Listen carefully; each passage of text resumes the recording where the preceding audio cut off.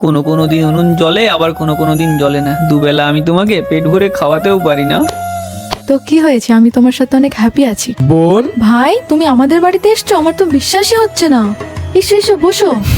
তোর এই ভাঙাচোরা ঘরে আমি বসবো? আমি এখান থেকে যাচ্ছিলাম, ভাবলাম একটু দেখা করে আসি। কিভাবে থাকিস তুই এই বাড়িতে? পাপা আমি তোকে অনেক বুঝিয়েছিলাম যে এই ভিখারির সাথে বিয়ে করিস না, কিন্তু তুই আমাদের কথা শুনলি না। এখনো সময় আছে, তুই আমার সাথে বাড়ি ফিরে চল, আমি পাপাকে মানিয়ে নেব। কথাটা তুমি ঠিকই বলেছো। তাহলে চল আমার সাথে বাড়ি চল।